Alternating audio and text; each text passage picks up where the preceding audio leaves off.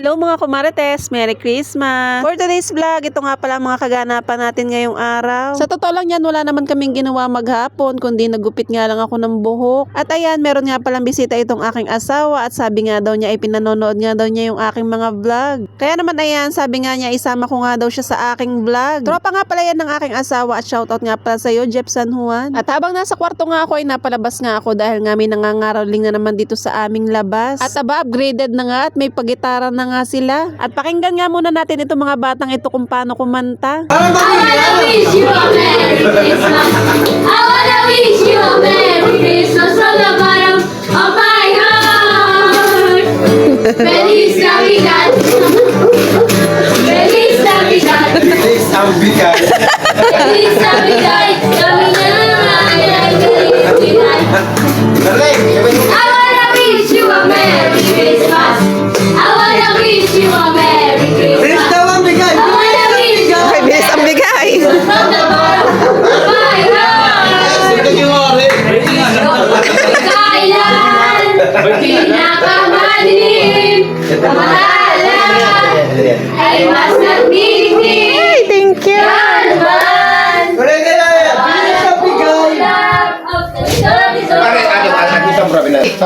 Kalman ang palatorino ang taong palay tuluyan ang gigising upang tayo'y lahat ay marami na bendisyon pagkakataon na lang tayo'y magkaroon ang higit na pag-asa.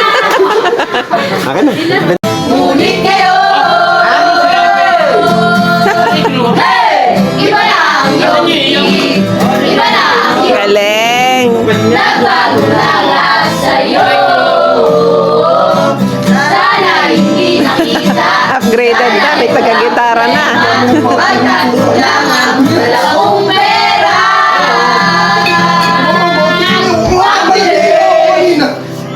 Nakakatuwa naman talaga at naalala ko nga kung paano kami mga roling dati. Dati nga pag mga ngaroling kami ay nagpupukpuk pa kami nung tansan. Pinipit-pit nga lang namin yun ng martilyo at yun nga ang ginagawa naming pangtugtog. At nagpabili nga lang pala ako ng pansit dito kay Kuya RB. Shoutout nga pala dito kay Kuya RB at talaga namang isang tawag mo lang ay talaga namang nandyan lang. Nagpabili nga pala ako ng pansit, proben at saka wine sa kanya. Dahil alam nyo na tinamad na nga rin akong magluto. Mas maganda talaga yung kakainin mo na lang. Si Mudra nga ay kanina pa nagtatanong sa akin kung ano nga daw ang lulutuin niya. Sabi ko nga ay wag na nga siya magluto at magpapa-order na nga lang ako ng pansit. Pansit nga pala yan ng Adrians at gustong gusto ko nga ang timpla ng pansit doon. Dahil hindi nga nagbabago ang lasa at nung nabubuhay pa nga yung aking ama ay nabili nga kami nito. Napakadami kasi ng sahog niyang atay at marami ding karne. Sabi ko nga kay Mudra ay dito na nga lang din siya kumain sa bahay. Dahil wala nga pala dito si Kuya at nandun nga pala sila sa Chaong. Sa side nga pala yun ng hipag ko at doon nga sila magnonoche buena. Kaya naman kami nga lang ang nandito.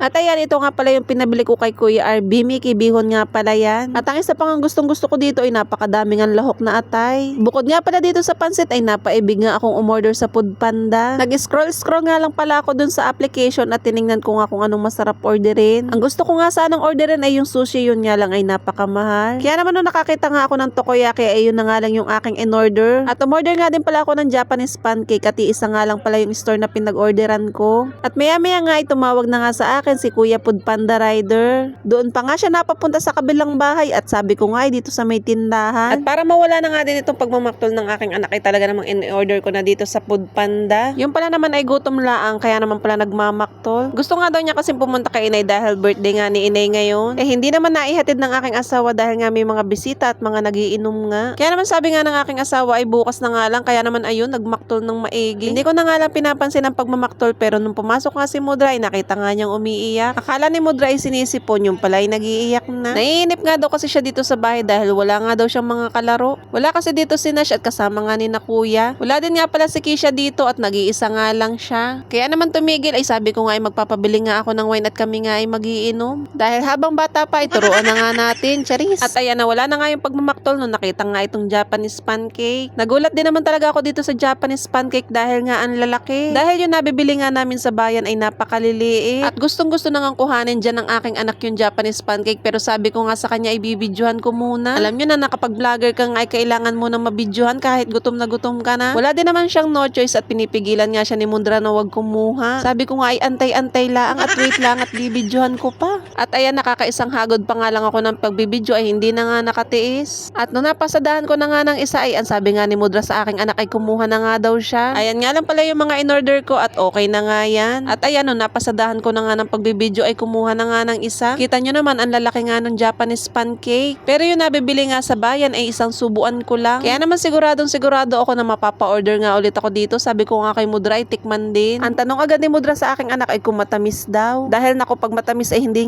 nyo nga yan mapapakain. Pero okay naman daw ang lasa at hindi naman daw katamisan. Naku, yung ina ko nga yan ay napakaingat nga sa mga kinakain. Pag maalat o matamis o malagis ay hindi mo talaga yan mapapakain. Dahil dati nga nung hindi pa yan nag-iingat sa mga kinakain niya ay tumaas nga yung kanyang sugar. Kaya naman ayun, tumaas nga yung sugar niya at natatakot na nga siyang kumain ng mga bawal. Dahil nga nung tumaas yung sugar niya ay naging high blood na nga din siya. Dahil naku, hindi rin talaga biro ang sakit na high blood. Kaya naman nagme-maintenance na nga rin siya ng kanyang sa high blood, kaya nga nag-iingat na nga rin siya sa kanyang mga kinakain. Binibigyan ko nga siya nitong takoyaki, ang sabi nga niya ay baka daw maalat. Kaya naman ako nga muna yung tumikim at tinikman ko nga kung maalat.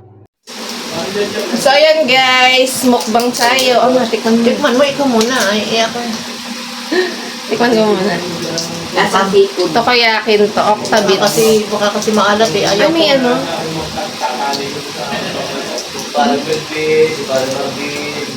Baka maalat. Ayaw ko. Hindi naman. May sweet corn sa loob. Kabiyak lang ning. Hatiin mo. Hati lang. Ito, datulo! Isa. Ay, parang hindi matanggal. Guntingin mo yung ibabaw. Nasa ano, lababo. Guntingin mo yung tape sa ibabaw. Ayan, gunting mo. Ayan, nagunting nga yan. Kulay pink. Ayan. Tama. Hindi bet ni mother. Ibang lasa. Ako hindi nagkain Ito yung ito. akin. Tikman natin. Sarap man. Ay, ko. Akin ang card. Hindi magkain. Ito na yung handa namin ngayong Noche Buena. Ayan. Ate, baliktad. Ito yung nabibili na Japanese pancake sa bayan. Malalaki siya, oh. Ano? Baliktad. Baliktad niya magkano. Nagtatawa ka na yung maglola dun, oh. Kaya mo sabihin ako lang ina. No, Bakit? yung tumusok. Yung Baliktad ang straw. Yung baliktad yung straw. Naman si Kurt. Tikman natin. Pero nito na yung may palaman. Ito yung classic. Wala siyang palaman. Ang lalaki niya, guys. Oh. Tissue. Ari ang tissue, Kurt. Lalaki. Ari ang tissue, Kurt. Oh. Sarap to. Oh, saan yun? Mami palaman yung gitna. Na. Ito, oh. May palaman. butter. Parang butter. May palaman siya parang yema. Parang butter siya. Sarap. Ayoko ko. Masarap yung tinapay. Pero yung ano, hindi ko gusto yan. Sarap nito. Sarap ano? May butter siya. Parang butter. Nakakaulit ako nitong umorder. Masarap. Parang butter. Kaya lang hindi ako di matasakit sa lahat. Ang lalaki. Tsaka hindi masyado siyang matamis. Sarap.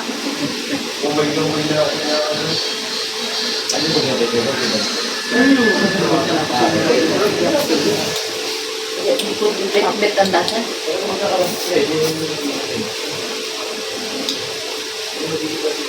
Yan, okay. Masok na. Nawala ang singga kasi mapag na. Kanina pa singga, nawala ang singga. Pitaka mo, pakalat. Mag-iinom pa kami mamaya. Pakalat yung pitaka mo, may pira pala. Ganito lang yung lasa ng wine. Tikman mo to. Tikman mo isa. Ganyan lang ang lasa ng wine. Kaya mo, ang lasa. Para tulog ka agad, hindi ka Apple tulog mo. yun eh. Turuan natin mag-inom. Masarap naman, ma. Hindi mo bet? Hindi ko gusto. Tsaka may kaunting alat, hindi ako pwede sa masyado kasi maalat. Kasi noong ako nagpa-CBC, okay ang aking creatinine 01. Sabi ng doktor, okay mami ang iyong ano, kaya lang ang iyong ang aking ang aking ano, yung dugo ay 168 yata, over ay 90. Kaya tata medyo mataas daw ang po ng aking high blood. Ay, ang gagawin na binigyan ng Sabi diet. Kaya ang aking anahin laang ay sugar lamang. Ang aking sa June 18. Uli ang balik. Ang creatinine ko kasi, pagka yun ay nataas, pag sobra ka sa alat. Pagka yun ay tumaas, yun ang delikado, yun ang dinedialysis. Pag tumaas ang creatinine, ay ang aking 01. Ano yun? Wala siya, hindi okay siya. Ang medyo mataas sa akin ay ang ano, yung BP. 160 over 90. Sabi, mami, mataas ang yung BP, konting diet. Sabi ko naman. Yun, siyempre, nakakakain ako ng alat. Saka matambak. May Yan, okta to. Ano yun? Okta to. ano yan, Kurt, may pala sa gitna? Pag may nakagat yung karne. Wala. Ngayon ako nakagat. Ah! Magsindaki na kayong mag-ina.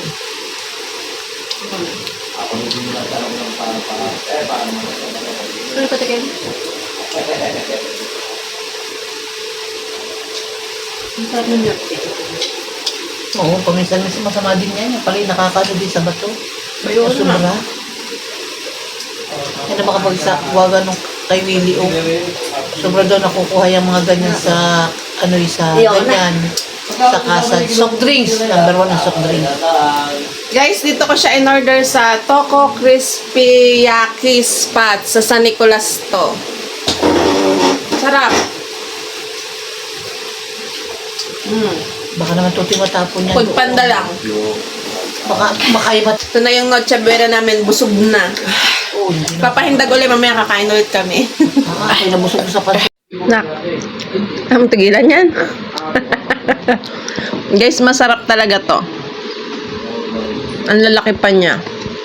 Nabil kami nito sa bayan pero maliliit. Dito ang lalaki. Sarap. Sa New Year, o-order ulit ako nito. Japanese pancake. At ayan yung daladala ng asawa ko nung isang araw na steak ay niluto na nga nila. Ang asawa ko ngayon ay nagtatanong nga muna sa akin bago nga niya ihayin sa mga magiinom. Hindi nga pala yan basta-basta naglalabas ng pagkain ng walang pahintulot ko. Nagtatanong muna yan sa akin. Dahil naku, alam nyo na yung asawa ko ay talaga namang halos lahat na nasa rep namin ay talaga namang gustong ihayin sa mga magiinom. Yung iba naman na pag alam ko nga hindi nakakain ay pinababayaan ko na nga niyan lutuin. At pag may binili nga akong chichirya, nagtatanong nga muna yan sa akin. At nung naluto nga nila itong steak ay binigyan nga nila ako, tikman ko daw. At yan, mga kumarates, nagluto sila ng steak. Alam nyo na kung kanino galing tong steak na to. Galing to sa kabila. Ang luto nila may pag-gravy. Darling, sabi ko isang subo lang. Sabi ko isang subo lang ang titikman ko. Ngayon, steak. Ano ko ang tinidor?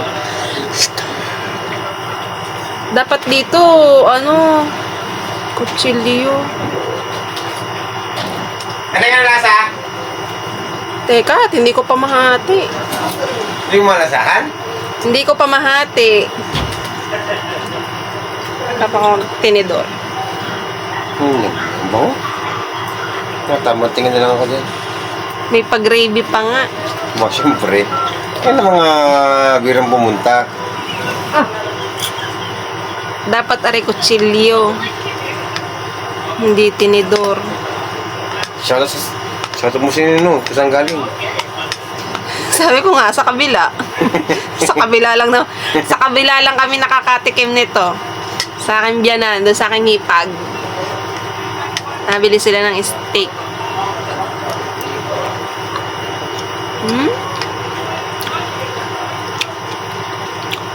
Ayos nga din naman eh. Ayos na? Nilugi? Sarap. Nak, pulutan. Ako. Inom tayo. Ako. Ay, wag ganun. Mas gugustuhin ko ka magsito. Masarap nga yun. Tamot pag natikman mo. Hot lang ikay hindi magligalig nang ikay makatulog agad. When you let your impulsive thoughts win and your husband joins you. Masarap guys. Masarap ang steak. May pag-gravy pa nga.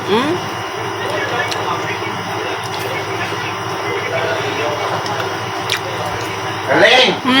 Masaya ko. Cheers mo nga to. Power bank. Lobat pala yan. Makatikim lang kami ng steak pag binibigyan kami sa kabila. Yung asawa ng hipag ko, si Kyle, yun, nabili ng steak. Sa SNR sila nabili ng steak. Gawa ng yung asawa ng hipag ko, napakagaling nun magluto, guys. Sarap magluto nun. Yun yung nagbigay sa akin ng cast iron. Social, naka-steak, pulutan lang. My wife asked me to take her to see the movie theater. So I took her to Home Depot.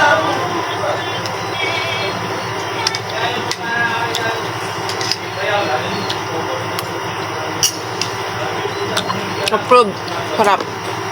At ayan, alas 12 na nga ng gabi at ito na nga lang yung mga natira. Yung iba nga ay nag-uwian na, syempre may kanya-kanya din naman sila mga pamilya. At talaga naman itong asawa ko ay nagpahabol pa talaga ng video at nang maisama naman daw sa vlog. Kaya naman ayan, for the edit na naman tayo at baka sumama pa ang loob sa akin. At ayan, shoutout nga pala kay Pangulo at kay Boss Abet. Pati na rin kay Boss Denmark at ayan, Merry Christmas nga po pala sa inyong lahat. At lagi nyo nga tatandaan na maliit man o malaki yung ating blessing na natatanggap ay pagpasalamat pa rin natin sa Panginoon. Happy birthday Papa Jesus, yun lang naman po. Bye!